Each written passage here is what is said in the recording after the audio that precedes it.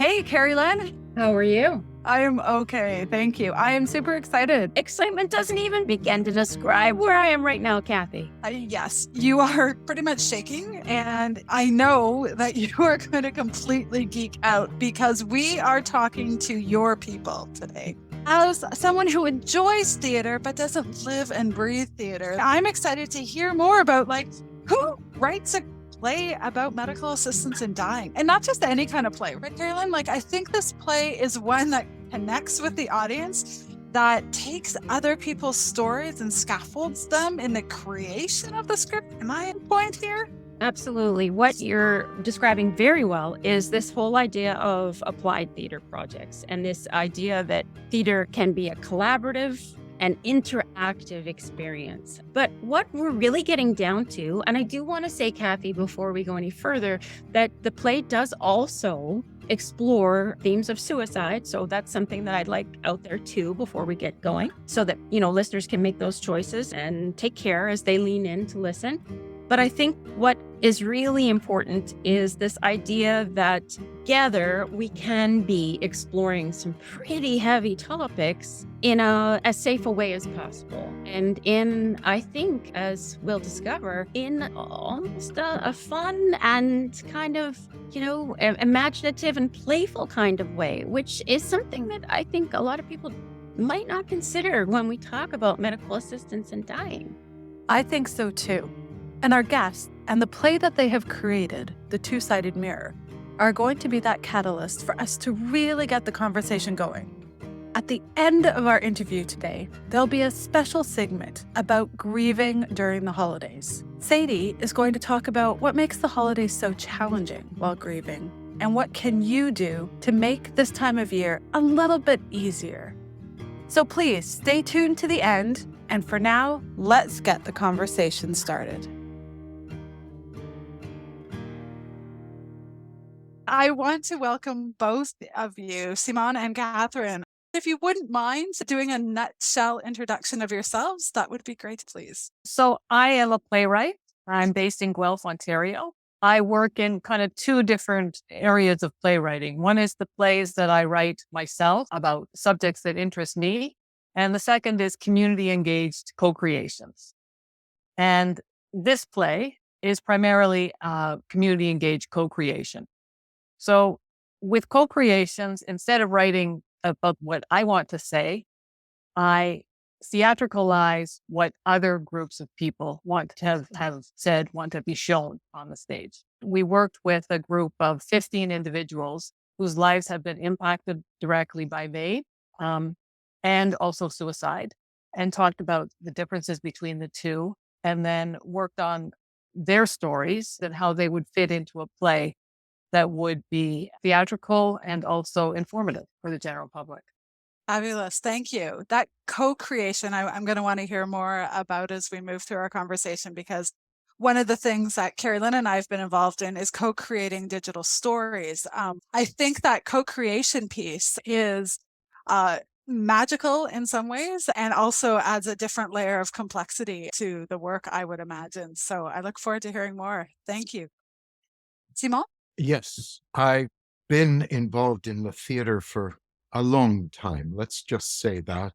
I started off in the professional circuit. So I directed for theater companies across Canada. I was an actor. So I started to really look at, what do you want to do? Because it was very difficult having children. You get a family, and that really made me want to look for something else. And that's when I started to look at other forms of theater, an interactive process called forum theater. Forum as in the Greek forum, trying to create dialogue. And I started to really read and took classes with Augusto Boal, who started the idea of theater of the oppressed, which comes from, in educational terms, Paulo Freire, pedagogy of the oppressed. And with that, I started to really look at, okay, this working with community. And that's what we really wanted to do with Mixed Company originally.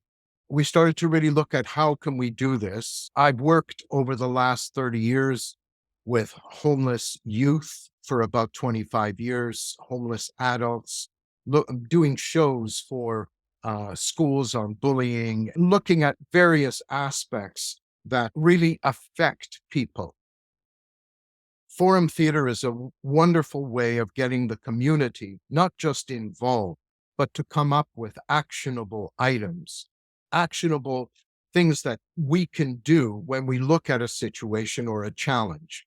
And whatever that challenge is, so we've done things like legislative theater, where we worked with a group of people who had trouble on the TTC. And the TTC came to our show, and we just did a simple forum where a woman was having a trouble on the bus. And what we discovered was an amazing amount of information. First, where they come from. At that time, there were mostly male bus drivers. You don't go to the male, and you don't go to the authorities. They might call the police. All of those things that prevent a person would be there, especially a woman. And we were dealing with, in this case, Asian women. So the big white guy would be sitting next to you and you're feeling quite small. So we started to really look at it, and the TTC decided they needed to do something, and they wrote throughout the subway in 128 different languages what to do. But we have really looked at how we can get community involved with theater the way it once was.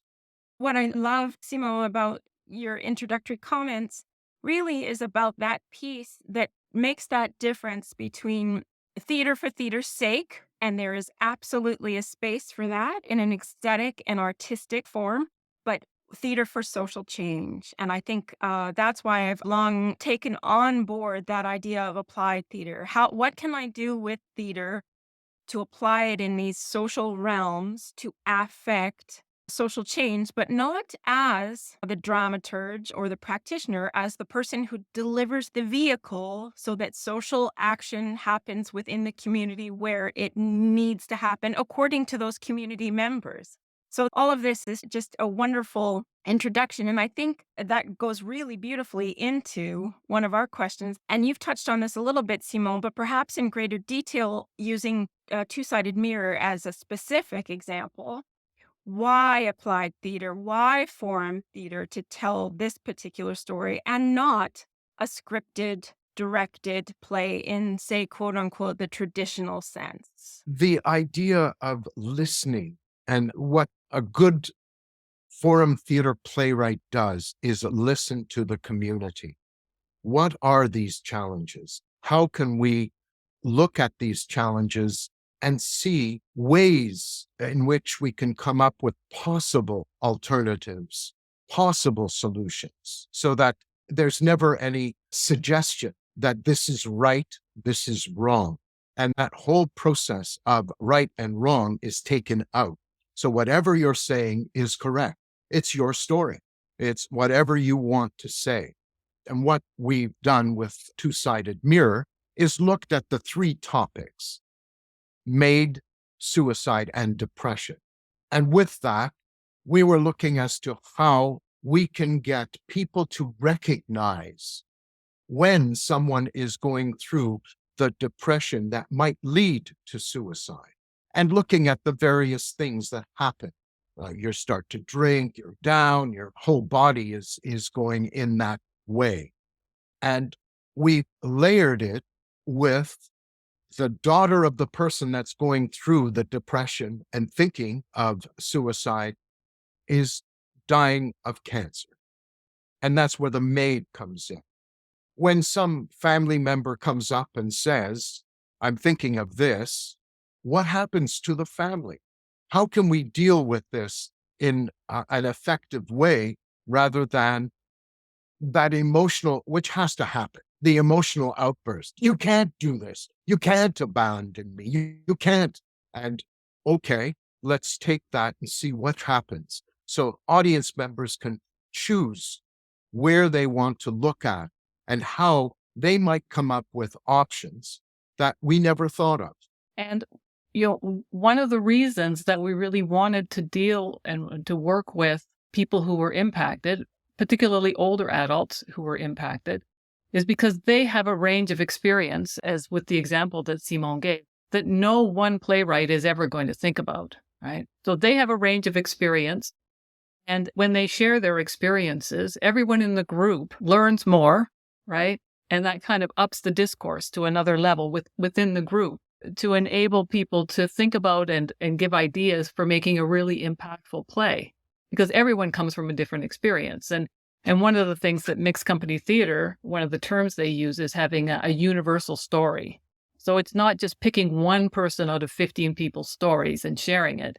It's taking elements from different people's stories. And that's part of the reason that when we present these community engaged stories, there's always impact in the audience, because there's such a range of experiences that are portrayed, even if they're in a small amount. And it's presented to an audience in a non-threatening way. So it's not like me sitting down and saying to somebody, "Are you feeling depressed?" Right? Audience members can then say, "Jim, when he did this, it was clear he was depressed and his family didn't react to it. And this is what they could have done differently." So it's what mixed company theater calls rehearsing for reality, right? By seeing it on stage in a non-threatening way, then audience members are our hope.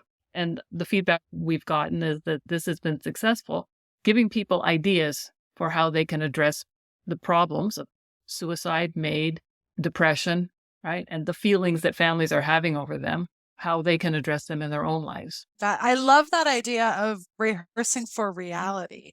And I think it speaks a little bit to some of the research that Keri and I have been doing in terms of people wanting to share information and connect in different ways. And so how do you engage community around a topic like MAiD? Did somebody come to your group and suggest this? What was it that sort of initiated the desire to put together a play around MAiD? Well, I proposed this idea to Simon because I guess of my history of working with older adults.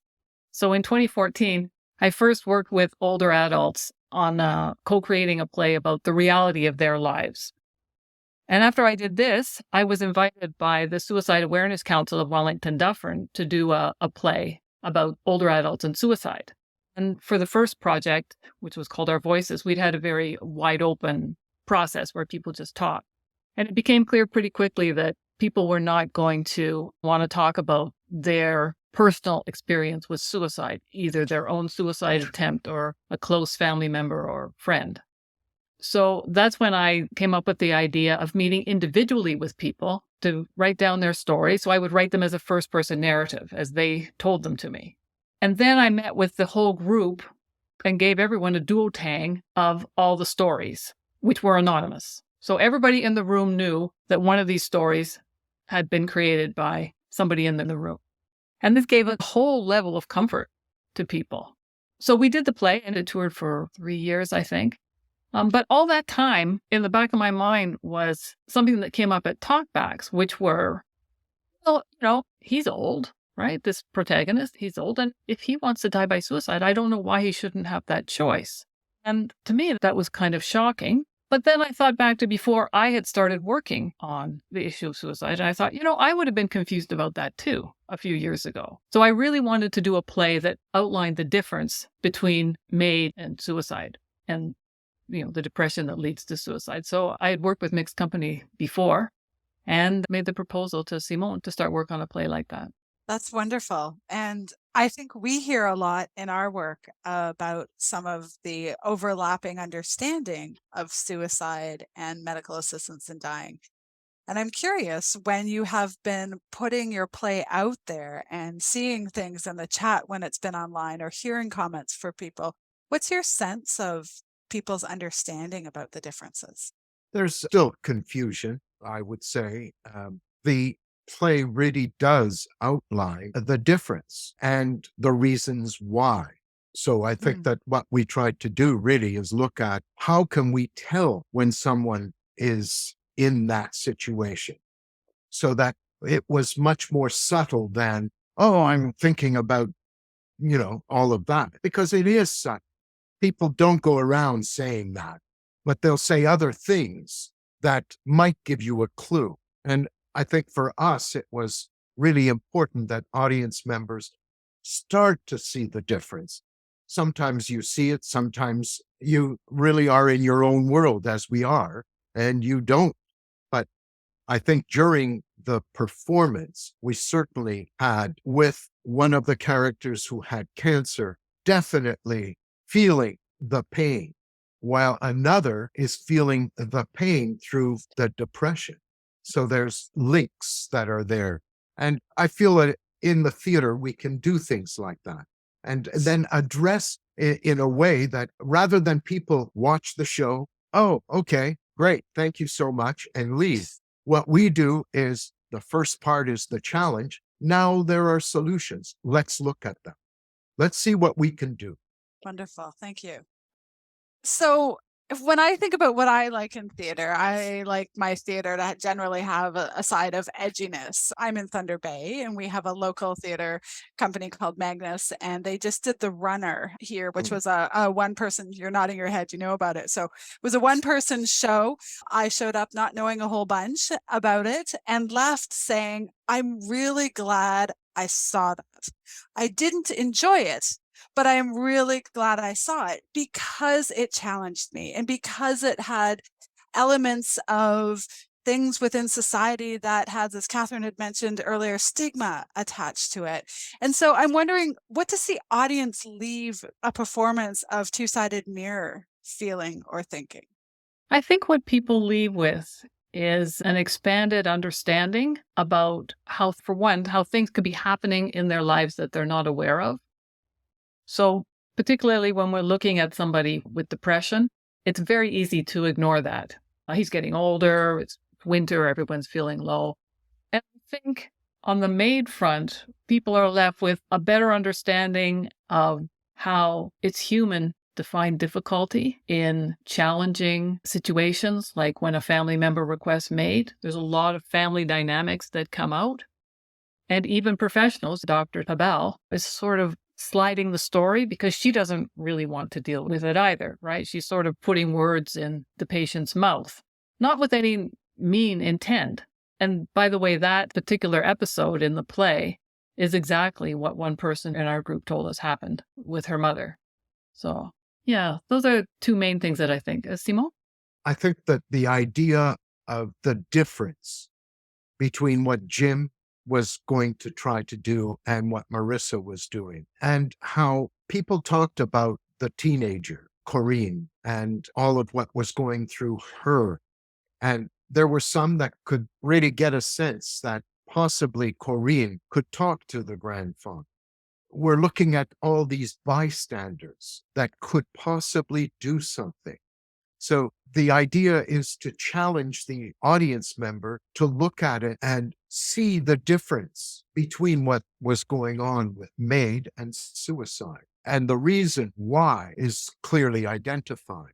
The beautiful scene that I guess you've read between Marissa and Corinne, when Corinne finally accepts what's going on. And because she sees her mother in pain, she sees what is going on. And that scene for me always brought a tear to my eye. It's the kind of thing that you know it's coming from your heart. And it also gives an audience member an idea of how to look at acceptance. Because death is something that we tried to sweep. Because it used to be that the person dies in the home. The person is right there. We celebrate that person. There's a wake. There's a celebration. What's happened now is kids are not allowed to go to the funeral. But, we don't want to traumatize them. Well, they're more traumatized if they are going to be allowed because there's no sense of closure. And so to start to open people to the possibilities is so important. And that's what we try to do. Just to kind of add to that, I think the feedback we're getting from people always includes the importance of communicating, because it's so easy to get resentful and like, I'm so angry, I'm not going to talk to you. And that doesn't solve anything, right? Communicating with other people and also listening to them, listening to what they're actually saying, right? In terms of rehearsing for reality, I'd say those are the major general themes that come out of the play. Yeah. I think too, Catherine and Simon, I think what I really have garnered in our discussion so far is that breakdown of binaries, right? Not right, not wrong, but asking participants to really sit in the gray, right? Which is a hard thing to do when you're a squishy little human who's got conflicting ideas and having to have really hard conversations. So that really harkens back to what you both have shared about creating a safe space or as safe as possible to be able to have these conversations. Catherine, you spoke specifically about creating first person narratives, but sharing them in a way that you're scaffolding the building of these plays so that people feel cloaked. You know, Kathy and I work in palliative care, and the Greek for palliative means to cloak. So, what you've really described to me is you've taken people, you've met them where they are, and you've said, I want to take you on this journey with me. I want to listen, but I need you to feel as comfortable as you can feel sitting in the uncertainty with me. And I think that's a tremendous takeaway for me from our discussion today, that leaving the theater thinking, I have confliction, but I'm okay to have these conflicting thoughts because I don't have to arrive at a definitive about these things. These are tough conversations to have, and these are tough human relationships to have. Perhaps we can talk a little bit about the role of the Joker in this piece of theater and why, Simon, as director, you made the choice to act as Joker in this piece. The role of the Joker is one where we as a community can come together. And the crucible I try to do is we're going to have fun. Even though we are looking at these themes that we don't want to look at, we can have an enjoyable time. We still can have fun. And I start off really by having the audience play games. Once they've seen the first act, they play some games and begin to loosen up. Okay, so well, that was heavy. Let's move on. And then we sort of start that. Uh, do you have any ideas about what could be done? And then from there, people begin to look at the situation and develop those ideas. My objective is to make sure that I have response from everyone in the audience. And it's amazing that people, when they start to feel that aspect of, no, I'm not going to get up. No.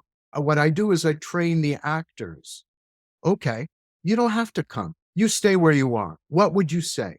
And then I tap the actor and they say what they would say, the audience member, and the actor begins to interact with them. And they respond, and then they go, "Oh, what? Yeah, oh, you're trying to get such," right?" So they're doing that, and then the audience laughs, and I love that. I love to have that concept of an audience feeling so good about what's going on that they can speak up. I remember one time, um, this was my chiropractor who knew what I did, and she said, "Oh, okay, I'll come and see the show, but I'm not getting up. I'm not getting up." I said, "Okay, yeah, sure. You don't have to." She comes to see the show. She's the first person to say something. And then I said, "Well, come on up and show us." And she's halfway there and she goes, I said, I wouldn't, oh my God, because you get caught up in what's going on. And that's the beauty of what it is that we're doing. And you're very good, Simo, at breaking down the wall with the audience and making them feel comfortable, even on difficult subjects.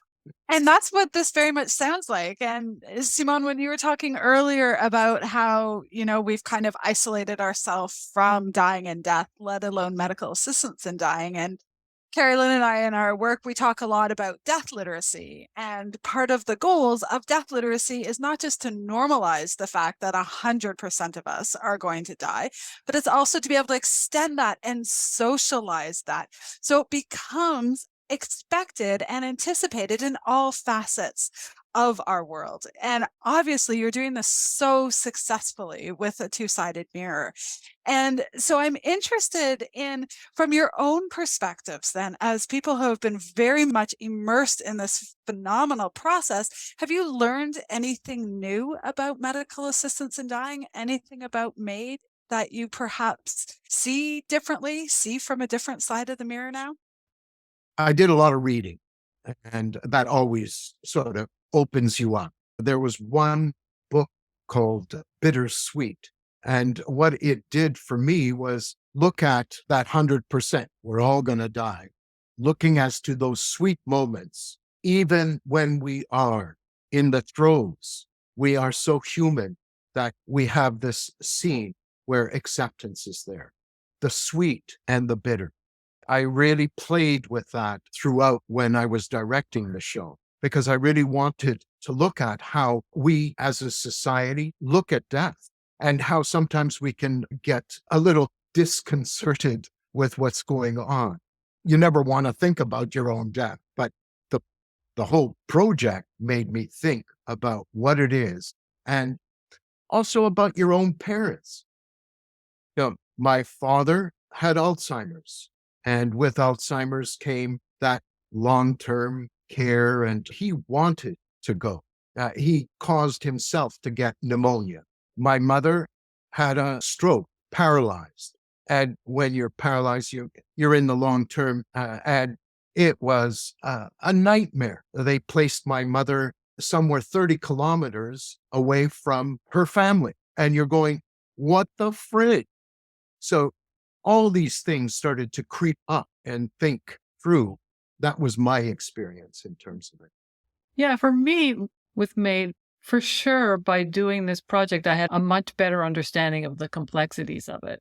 And that it was, as with Simon, my personal experience, along with the experience of working with the co-creators on the play. When my aunt became ill last year, she was able to get MAiD. And that's when, for me, I realized how what I always thought of as a blessing came with a really huge and heavy burden on your heart. And that led to writing that monologue that Corinne has to her mother, right, where she says, I feel like my heart's being ripped out. There's no easy solution here.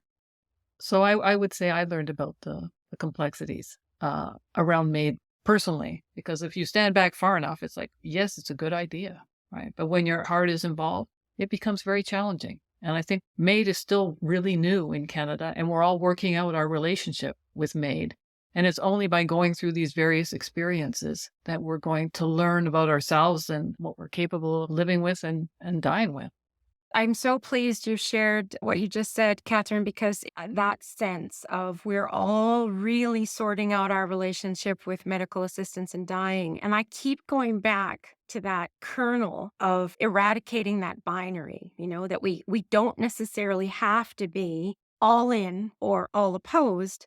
We really have to navigate the legislation as it continues to come at us and really think about where we stand. Simon, you really spoke, and you as well, Catherine, about this whole situation of being in that sandwich generation where you've got aging parents and aging older adults in your families, and also perhaps children of your own or nieces, nephews, family members of your own. And so you're sort of in the middle of kind of holding up the sky for all of those people.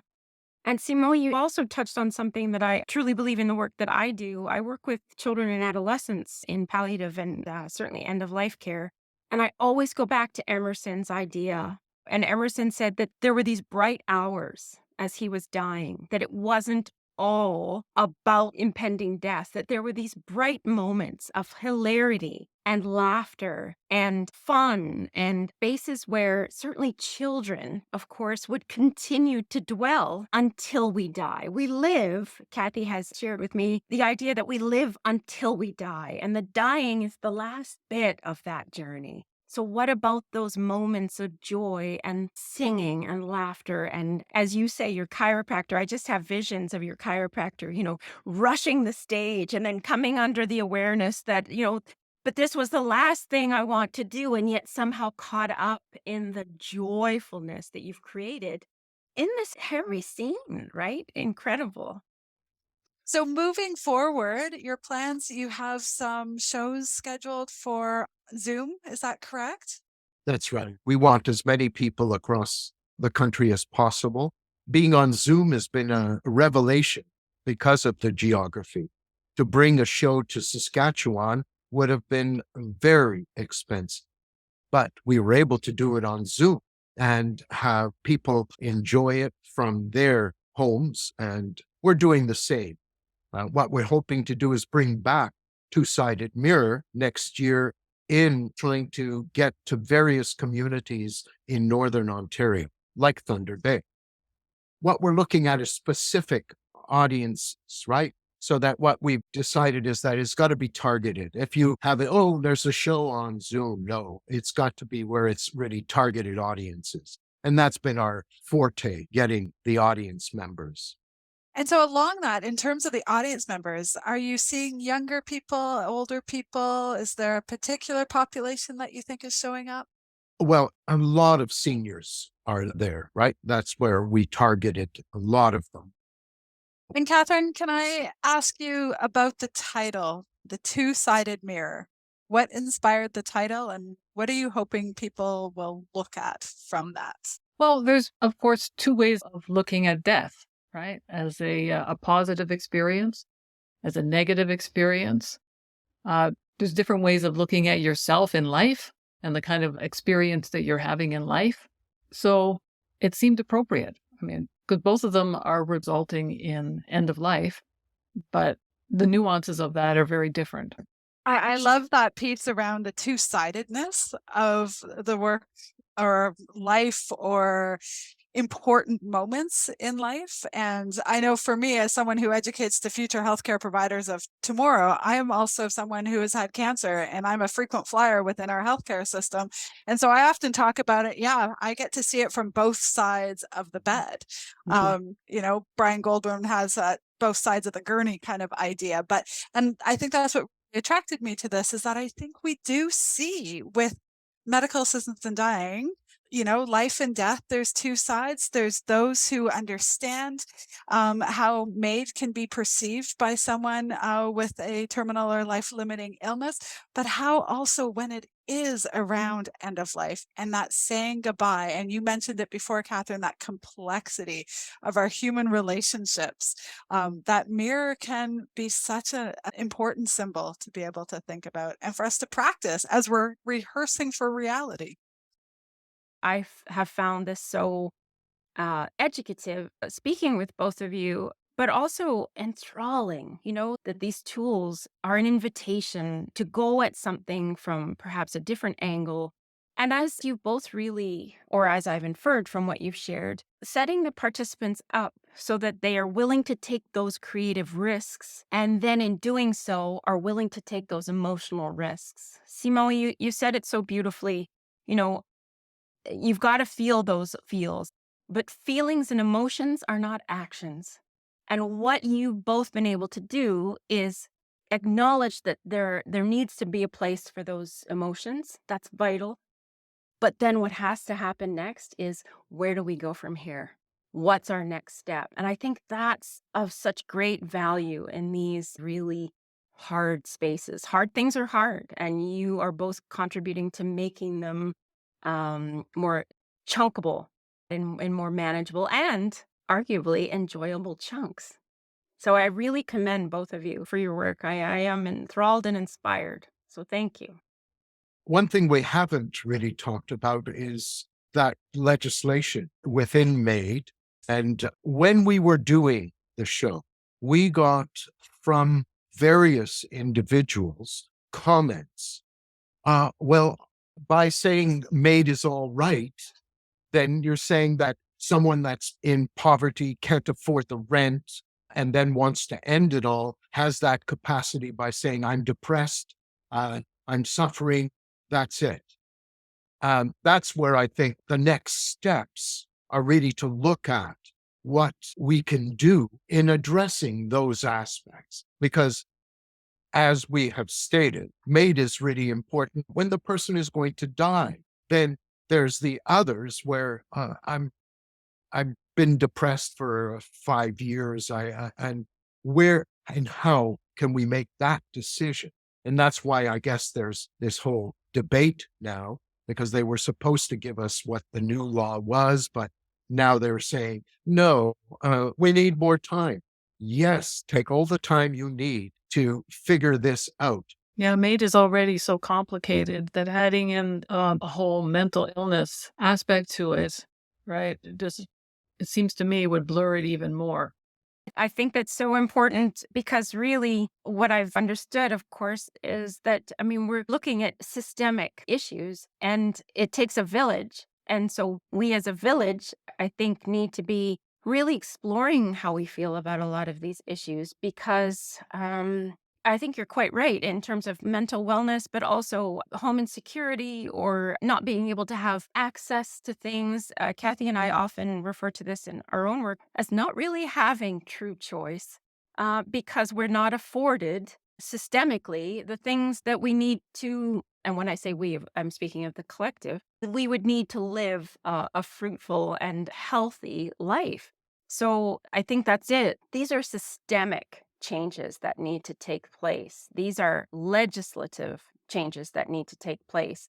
You have a voice, but it's not being heard. And let's perhaps explore how those voices and ideas and concepts could be heard at a level where change will be affected, but not just change by the privileged. And this is, of course, so important, is that we're talking about people who are already disenfranchised, having legislation made for on their behalf that further, of course, disenfranchises them. And again, these are all my opinions, but I think that's what is so valuable too about what you shared, Simone, about next steps. You know, if the TTC will sit back or lean in and listen to its patrons, then, you know, again, manageable chunks by people who are directly affected, we're hopefully going to see some change.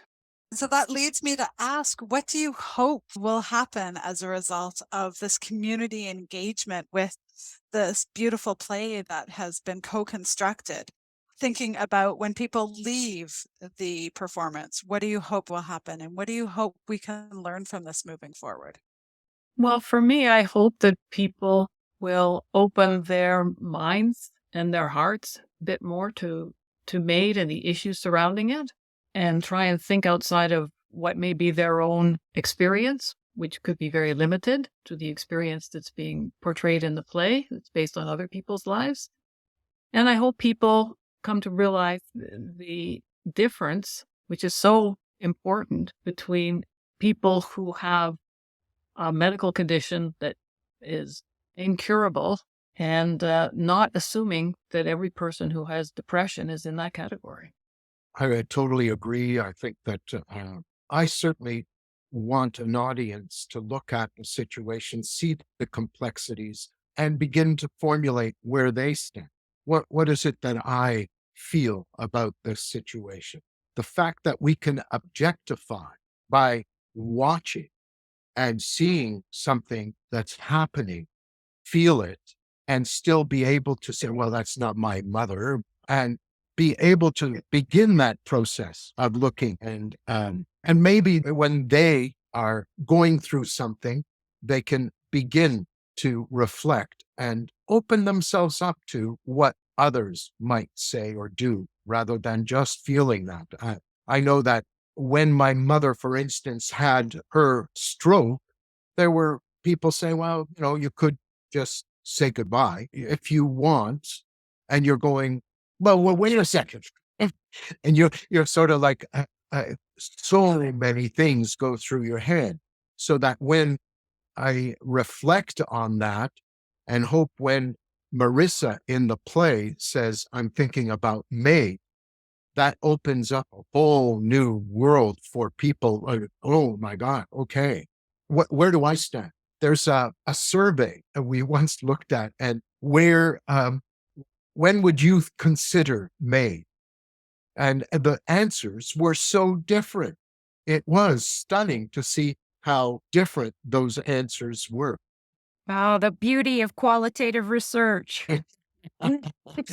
Yes.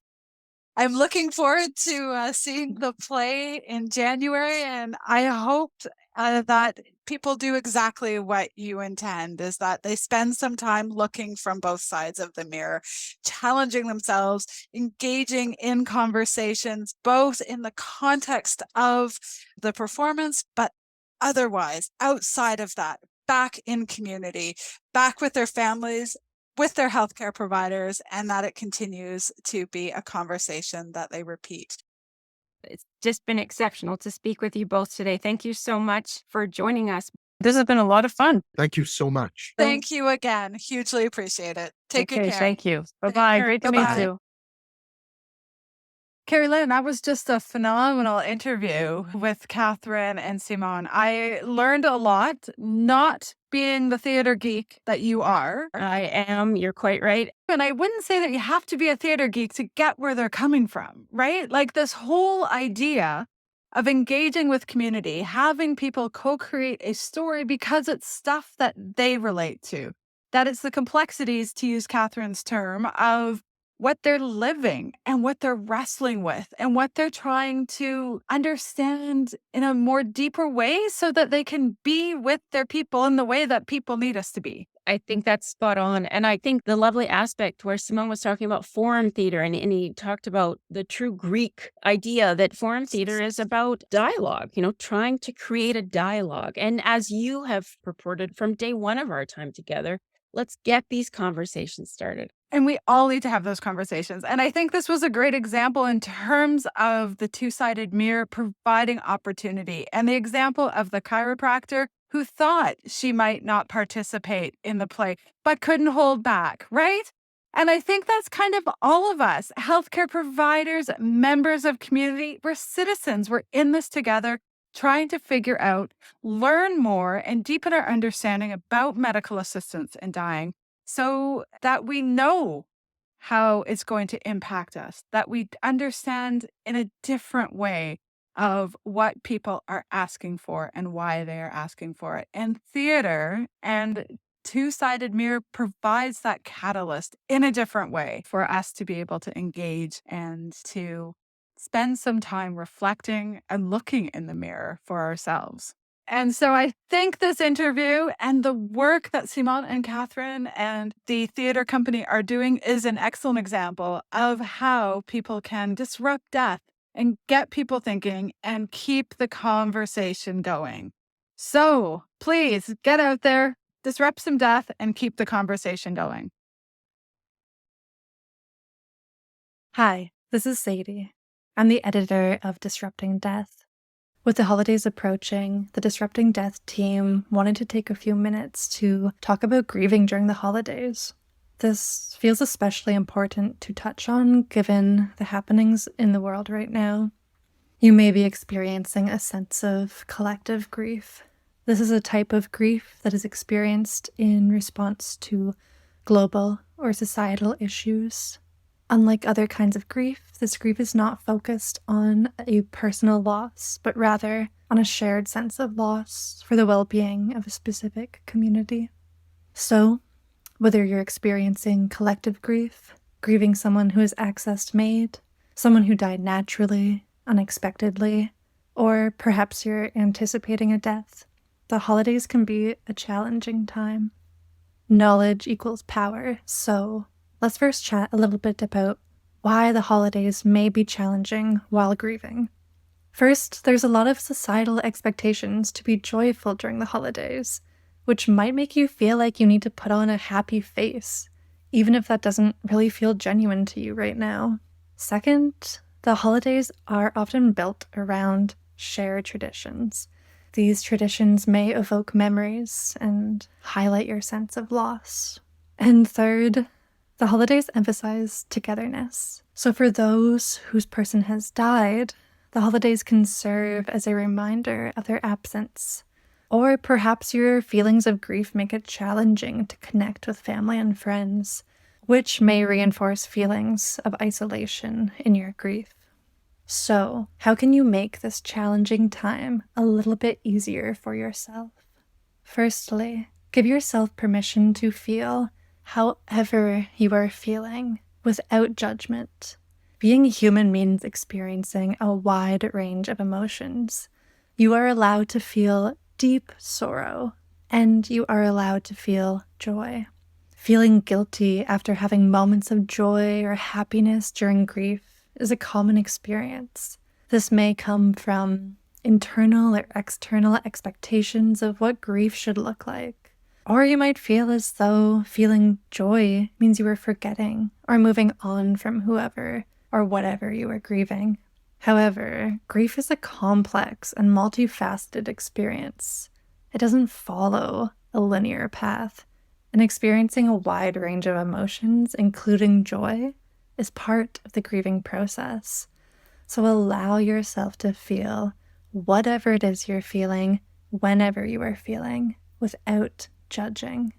Once we accept our feelings, we are better able to advocate for ourselves, which leads me to my second tip.